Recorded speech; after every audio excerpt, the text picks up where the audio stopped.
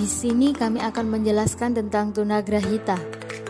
Tunagrahita adalah suatu kondisi anak yang kecerdasannya jauh di bawah rata-rata dan ditandai oleh keterbatasan intelijensi dan ketidakcakapan dalam komunikasi sosial atau terbelakangan mental. Anak tunagrahita adalah anak yang memiliki IQ 70 ke bawah. Edgar Doll berpendapat seseorang dikatakan tunagrahita jika yang pertama, secara sosial tidak cakap. Yang kedua, secara mental di bawah normal.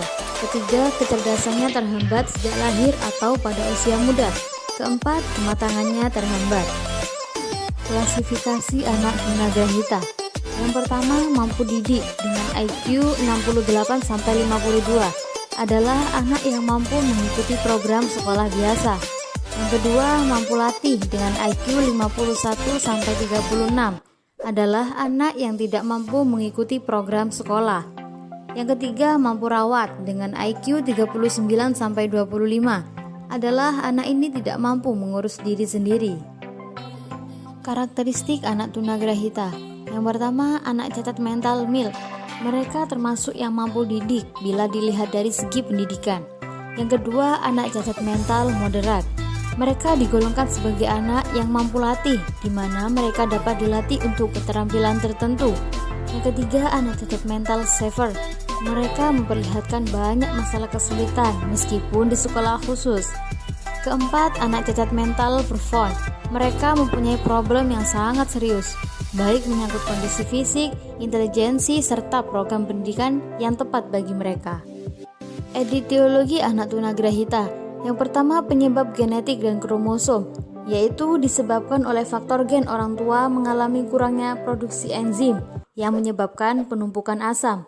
Kedua, penyebab pada perkelahian, yaitu penyebab pada perkelahian terjadi ketika pembuahan. Ketiga, penyebab pada saat kelahiran, yaitu pada saat kelahiran bayi mengalami prematur, adanya masalah proses kelahiran seperti kekurangan oksigen dan dapat menimbulkan trauma pada kepala. Keempat, penyebab selama masa perkembangan anak-anak dan remaja, yaitu mengalami penyakit radang selaput otak atau meningitis dan radang otak encephalitis yang tidak tertangani dengan baik sehingga mengakibatkan kerusakan otak. Defisit anak tunagrahita. Yang pertama, atensi atau perhatian sangat diperlukan dalam proses belajar. Yang kedua, daya ingat. Kebanyakan dari mereka mengalami kesulitan dalam mengingat informasi. Yang ketiga, perkembangan bahasa. Perkembangan bahasa mereka biasanya terlambat muncul dan mengalami masalah dalam memahami dan menghasilkan bahasa. Keempat, self-regulation, yaitu kemampuan seseorang untuk mengatur tingkah lakunya sendiri. Kelima, perkembangan sosial. Anak ini cenderung sulit untuk mendapat teman dan mempertahankan teman. Keenam, motivasi.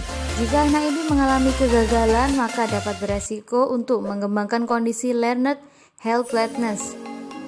7. Prestasi akademik. Performa anak ini pada semua area kemampuan akademisnya berada di bawah rata-rata. Dampak tunagrahita ada dua. Yang pertama, dampak terhadap kemampuan akademiknya. Yang kedua, dampak sosial atau emosional. Intervensi atau pendidikan anak tunagrahita. Yang pertama, kebutuhan sosial emosi. Yang kedua, kebutuhan pendidikan, diantaranya jenis mata pelajaran, waktu belajar, dan kemampuan bina diri.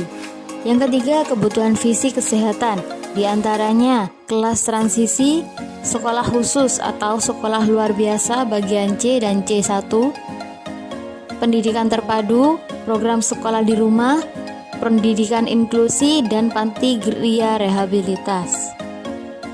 Peran bimbingan konseling bagi anak tunagrahita. Yang pertama, bimbingan dan konseling sebagai layanan. Bimbingan dan konseling sebagai layanan sedikitnya memerlukan 4 pendekatan, yaitu pendekatan krisis, remedial pencegahan, dan perkembangan. Pendekatan perkembangan dipandang sebagai pendekatan yang komprehensif sehingga disebut pendekatan komprehensif. Sebagai profesi konselor, maka dibutuhkan aturan-aturan dan penata laksanaan layanan agar tidak tumpang tindih dengan profesi lain, terutama dengan profesi guru.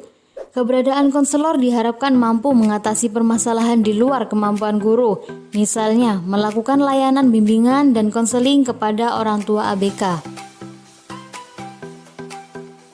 Yang kedua, kebutuhan bimbingan dan konseling bagi anak kebutuhan khusus.